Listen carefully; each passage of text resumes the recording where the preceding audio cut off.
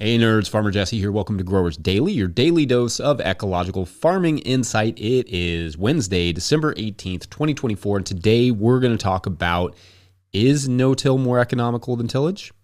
How to find farm jobs, and how to dry greens after you wash them. So let's do it.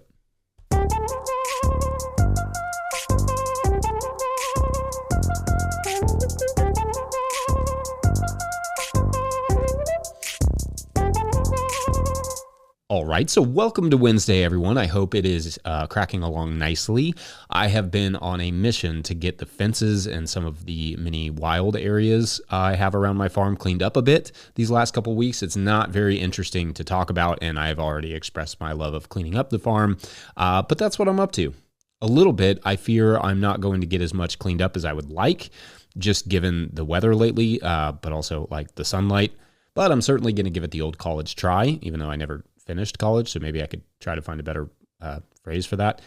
Anyhow, nothing like going into a new season with a cleaned up farm and a winter list mostly finished. So that's the goal. All right, so I am still catching up on Patreon questions, getting ready for the new year. I love all the questions I get there, so please, Patreon members, keep them coming in the December show thread. The more the merrier. It just makes my job easier and helps me to know what you all are interested in hearing about when you all choose the topics. So don't be shy. All right, so Patreon member Tom Beatty asked last month, quote, having worked with both tillage and no-till systems, how do the economics compare?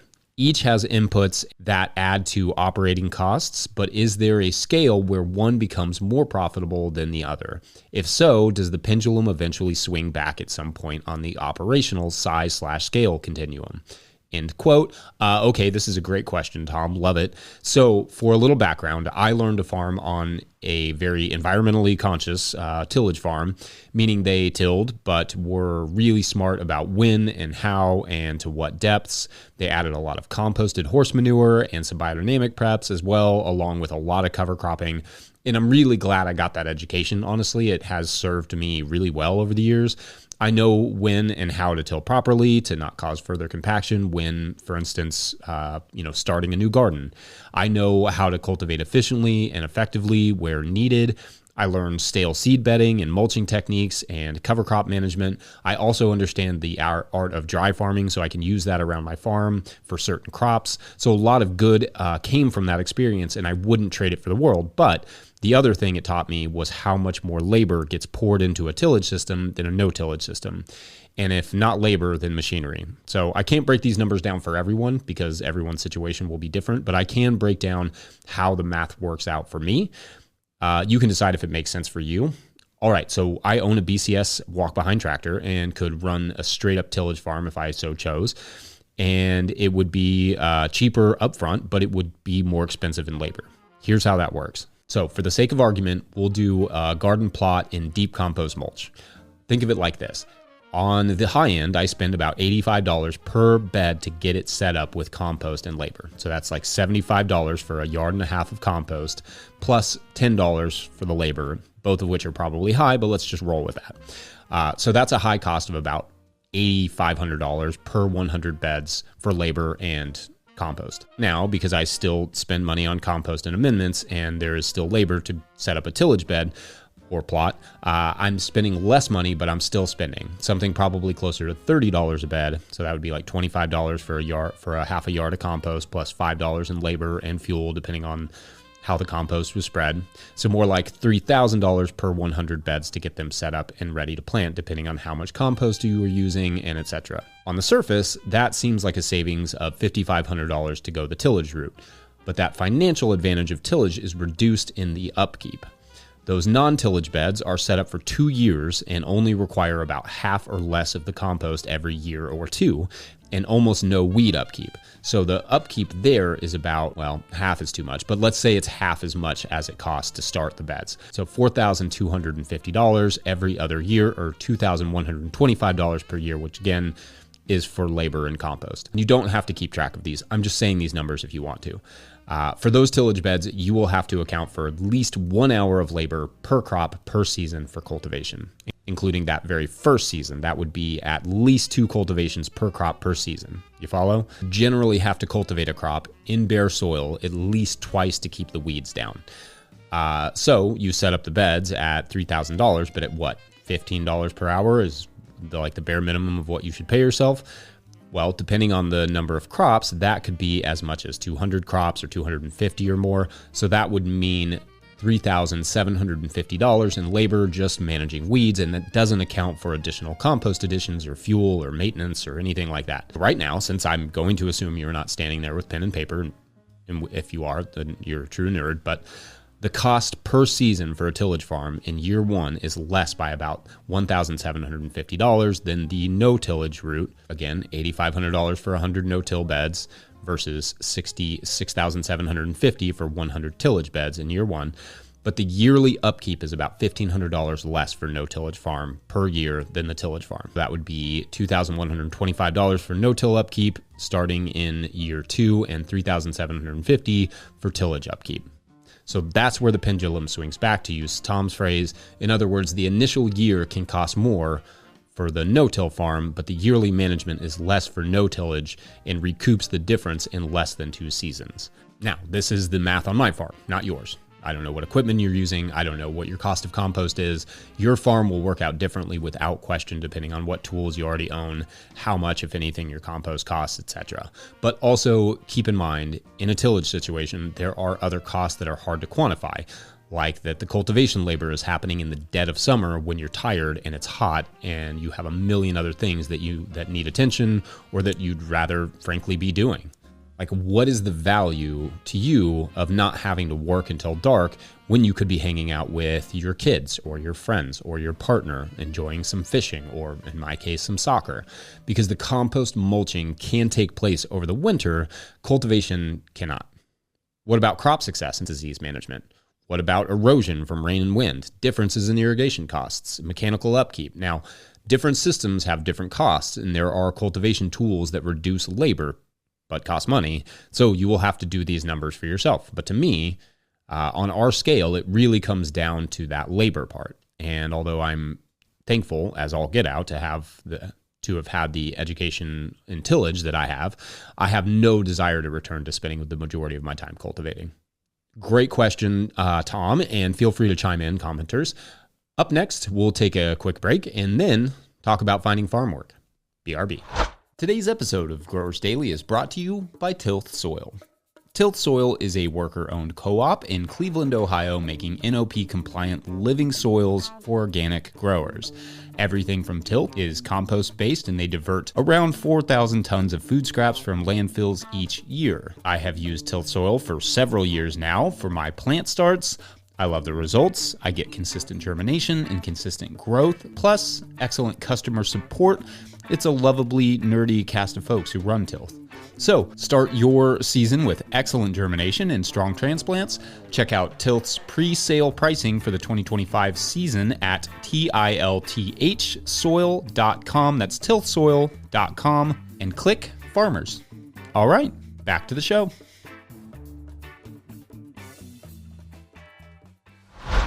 As always, if you, the listener, are enjoying this content, getting even a small amount of value from it, consider joining the nearly 850 people who support it over at patreon.com/no-till-growers, and I'll even answer your questions like a personal consultation live on air. Now, today's second Patreon question comes from Patreon member Anton Monreal, who writes, quote, "Hey, I am an aspiring German farmer. I did a season on a farm in Canada last year where I then met my girlfriend. We are going back for a full year to Canada in 2025, and I am starting my first real job search for a farm hand/manager position for the upcoming season. Since at the time of year where also other like-minded people search for jobs, what do you think are the best ways and tools or tips to find a position in general or in the US/Canada? Love the show so far. My highlight when the winter grape pruning job gets really repetitive." End quote.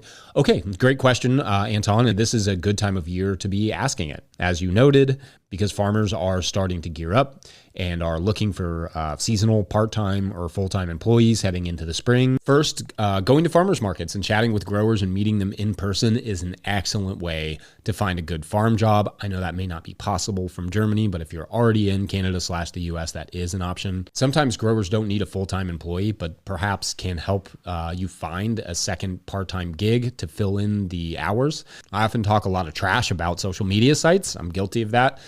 Because they are awful for our brains. But I think Instagram still maintains a lot of value for information sharing, including when and if people are hiring. Follow as many farms as you can there and just check in on them regularly, maybe even send them a direct message. Also, feel free to use the forum at no-tillgrowers.com to put it out there that you're looking for work. We have a little section dedicated to connecting growers in that way. Now, I have never actually really worked for another farm myself. I did 2 years apprenticing, and although I wouldn't trade that education for anything, I don't recommend unpaid apprenticeships/internships because, one, some people do not get as lucky as I did and end up in quite exploitative situations. And two, a farm should be able to pay you for your labor. Otherwise, what you're ultimately learning is how to farm unprofitably with free labor. One year back in 2017, Hannah and I offered an unpaid apprenticeship. It felt horrible the whole time and did not go well for either party and ended early, and we have not done one since. You, the worker, should at least get a stipend, yes, beyond the room and board, for your work. But there are internships and apprenticeships that do that, so that could be an option for some, but for you, it sounds like you already have the experience, so I would maybe look for something a little bigger. So with that in mind, I also think that sending farms you want to work for your resume is not a bad idea. Even if a farm is not hiring, they can store your resume and maybe reach out if the job does come open. Sometimes it's just as hard for farmers to find the right kind of people as it is for farm workers to find the right kinds of farms.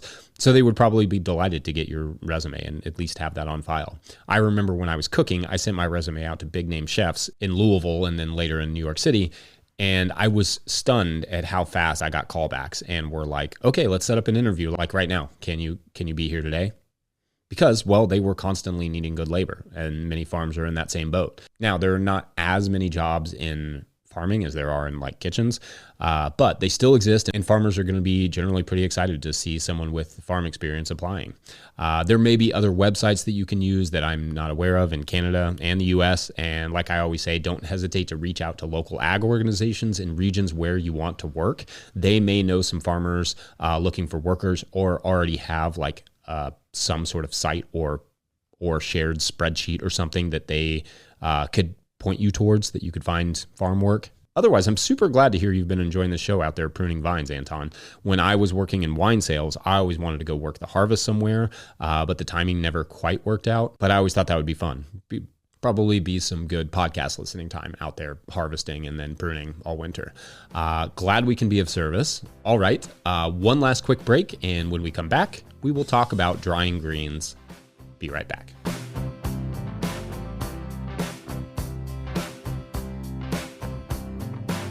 All right, so we got a question from Patreon member Anna Hazen that I thought would be good to post now for anyone designing their wash pack station for the spring.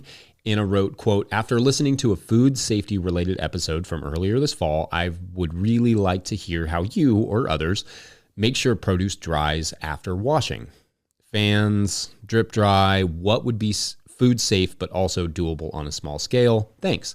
Awesome. Thanks to you, Anna. So yes, when it comes to food safety, moisture is your enemy, or well, it's at least one of your enemies. And so when it comes to washing and packing produce, you definitely want to do everything in your power to get the produce pretty dry. So I'll go through what we use to get our greens dry and then talk about what I know others use and what even industrial folks use. So first, food safety starts with the quality of water. We use county water to wash our greens because it is already sanitary. If you were on a well, you would want to get some sort of sanitation additives like Sanidate tablets, which are honestly not a bad idea no matter what water you're using. You do not want to make anyone sick. But as soon as you introduce water, you run that risk. So good food safety starts with good, safe, cleaning water. Well, actually, it starts in the field, but that's for another time.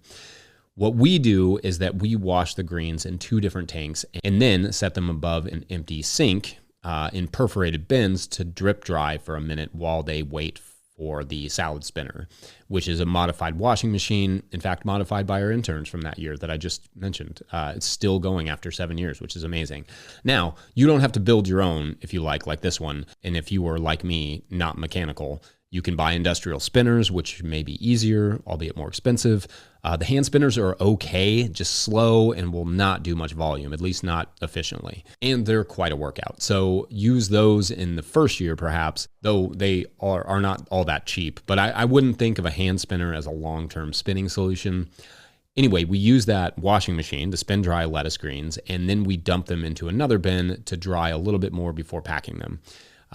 Some folks go as far as fan drying them. I think there's nothing wrong with laying them out on a table and drying them with fans.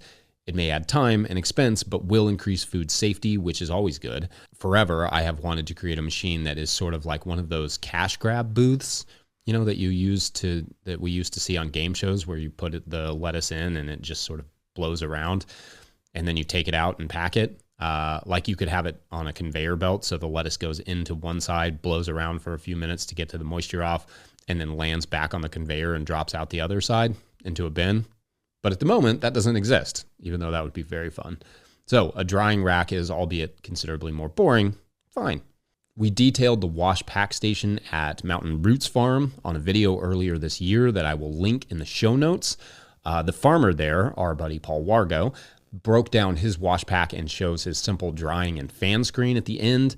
Again, I have no issues with that sort of, table to dry them on. If you have the space and time, build one. I'm not sure if it's essential, but I think there is no harm in going the extra mile when it comes to food safety.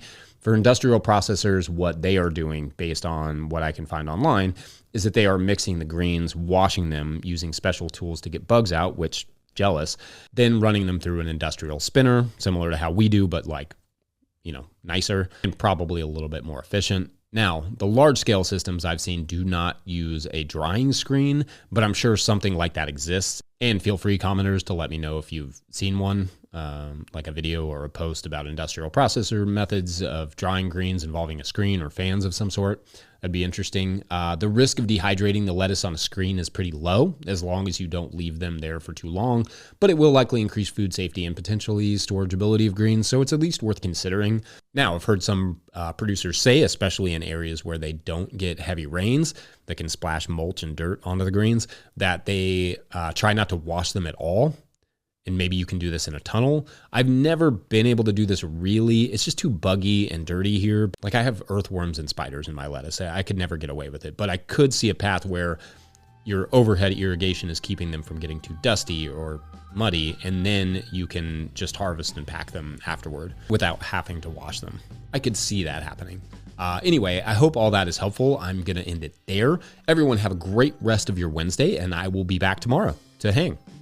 Huge shouts to Willie Breeding for the theme music, and to the team at No Till Growers for their support, and to Epidemic Sound for the background music, and all the people that create music over there.